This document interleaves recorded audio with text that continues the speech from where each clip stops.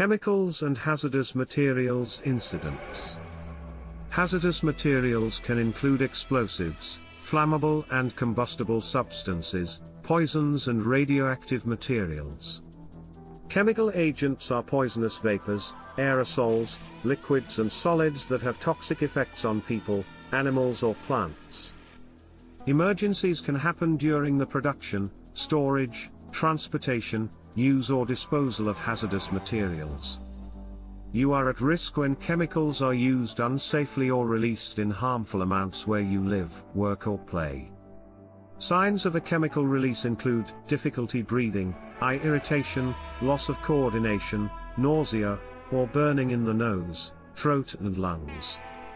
The presence of many dead insects or birds may indicate a chemical agent release. Before an incident.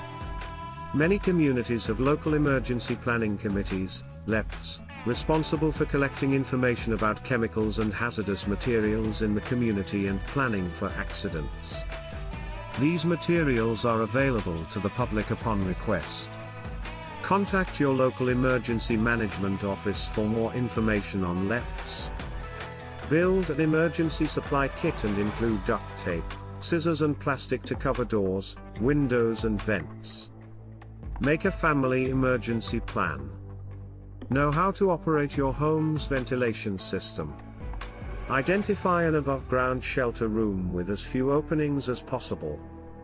Read more about sheltering in place. During an incident.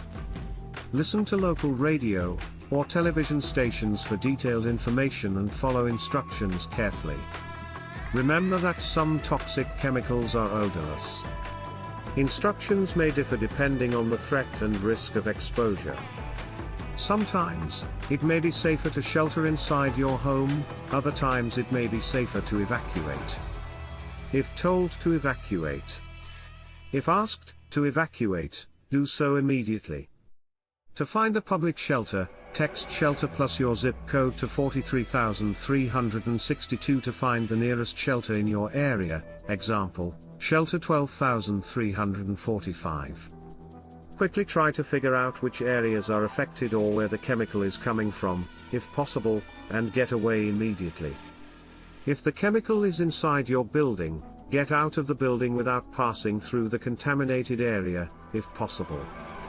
If you can't get out of the building or find clean air without passing through the affected area, move as far away as possible and shelter in place. If told to stay indoors, bring pets inside. Seek shelter in an internal room. Close and lock all exterior doors and windows. Close vents, fireplace dampers and as many interior doors as possible. Seal the room with duct tape and plastic sheeting. Turn off air conditioners and ventilation systems, or set ventilation systems to 100% recirculation so that no outside air is drawn into the building. Seal gaps under and around the following areas with wet towels, plastic sheeting, duct tape, wax paper or aluminium foil. Doorways and windows. Air conditioning units. Bathroom and kitchen exhaust fans. Stove and dryer vents with duct tape and plastic sheeting. Take shallow breaths through a cloth or a towel if gas or vapors could have entered the building. Avoid eating or drinking any food or water that may be contaminated.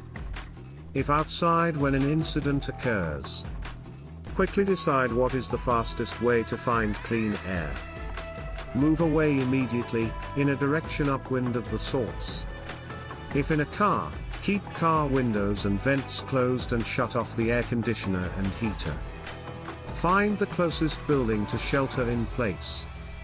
After an incident, do not leave the safety of a shelter to go outdoors, including to help others, until authorities say it is safe to do so. If you have evacuated, return home only when authorities say it is safe. If you are affected by a chemical agent and medical help is not immediately available, the best action is to decontaminate yourself and help others to do so, if possible. How to decontaminate? Remove all clothing and other items in contact with your body. Cut off clothing normally removed over the head to avoid contact with the eyes, nose and mouth. Put contaminated clothing and items into a plastic bag and seal the bag. Remove eyeglasses or contact lenses. Put glasses in a pan of household bleach to decontaminate them and then rinse and dry. Wash hands with soap and water. If helping someone decontaminate, immediately wash your hands and other exposed skin afterwards. Flush eyes with water.